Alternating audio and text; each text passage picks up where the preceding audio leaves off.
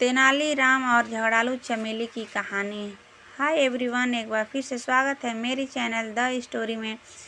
Video अच्छी लगे तो लाइक शेयर ज़रूर कीजिएगा। तो आइए सुनते हैं बहुत ही मज़ेदार कहानी। चाननपुर नामक गांव में चमेली नाम की एक महिला रहती थी, जिसके पति का नाम माधव था।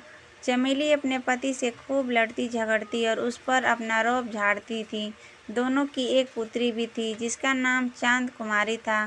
चांद कुमारी देखने में बहुत ही सुंदर थी। इतनी सुंदर व योग्य होने के बावजूद भी उसे कोई शादी नहीं करना चाहता था। इसका एकमात्र कारण था चांद कुमारी की माँ चमेली। गांव में हर कोई चमेली के झगड़ालू व्यवहार के बारे में जानता था। वहीं तेनालीराम अपनी बुद्धिमानी के कारण बेहद प्रसिद्ध थे। उनकी इस प्रसिद्धि के कारण कई लोग उनसे जलते भी थे। एक दिन ऐसे ही ईर्ष्या करने वाले लोगों में से एक व्यक्ति उनके घर आया। वह तेनाली से कहने लगा कि चाननपुर गांव में एक चांद कुमारी नाम की बहुत ही रूपवती लड़की रहती है। वह उस सुंदर कन्या का रिश्ता तेनालीराम के भाई के लिए लेकर आया है। वह आदमी चाहता था कि विवाह पश्चात चांद कुमारी भी अपनी माँ की तरह अपने पति पर रौब झाड़े और उसे डरा कर रखे। यह सोच मन में लिए ही वह तेनाली के यहाँ आया था, लेकिन वह इस बात से अनजान था कि तेनालीराम का कोई भाई था ही नहीं। तेनालीराम को उस आदमी की खराब नीयत का पता शुरू में ही लग चुका था, क्योंकि वे भी चमेली के झगड़ालू आदत के बारे में पहले से ही जानते थे। तेनाली ठहरा अति बुद्धिमान। उसने नाटक करते हुए लड़की के बारे में और जानकारी ली। अंत में रिश्ते के लिए हामी भरी और उस आदमी को चाय पानी पिलाकर विदा किया। अब परेशानी यह थी कि विवाह के लिए तेनालीराम को एक भाई की आवश्यकता थी, क्योंकि वह विवाह के लिए हाँ कर चुका था।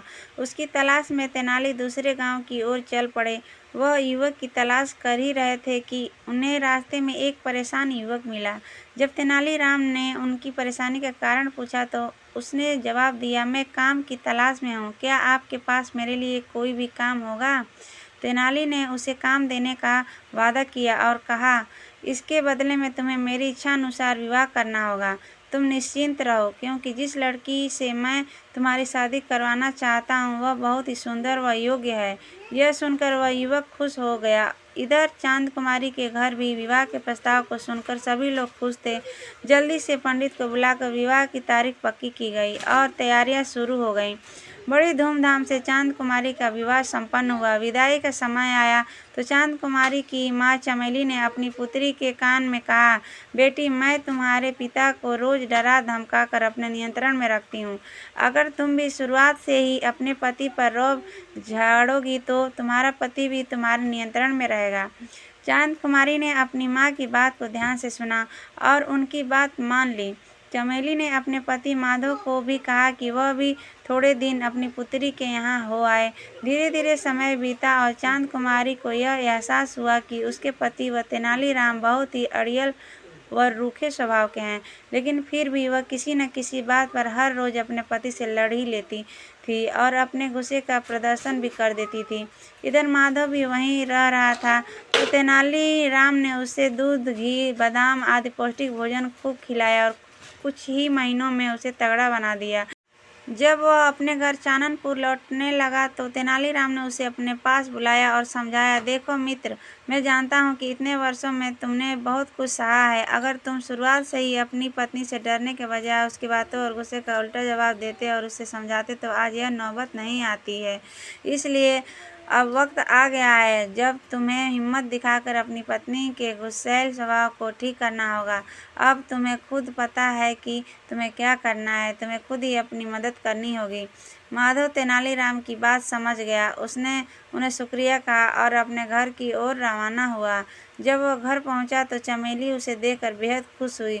उसने अपने पति का खूब आदर सत्कार तो किया, लेकिन फिर वह उस पर रौब झाड़ने के बहाने ढूंढने लगी। ऐसा सोचते हुए वह जैसे ही अपने पति पर चिल्लाने के लिए आगे बढ़ी कि इतने में उसके पति ने उसे खरी खोटी सुनाना शुरू कर दिया।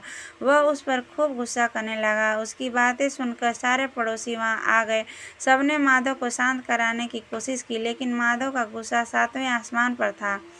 इतनी बातें सुनकर चमेली को सबक मिल चुका था, उसकी आंखें भर आई थीं। उसे पता चल गया था कि जब कोई किसी को बुरा बोलता है या उसका सम्मान नहीं करता तो कितना दुख होता है। थोड़ी देर में माधव का गुस्सा भी शांत हो गया और उसने चमेली से माफ़ी मांगी और कहा कि उसने यह सब सिर्फ उसे सबक सिखाने के लिए किया था। अब चमेली भी पूरी तरह बदल गई थी और उसने भी अपने बुरे बर्ताव के लिए माधव से माफ़ी मांगी।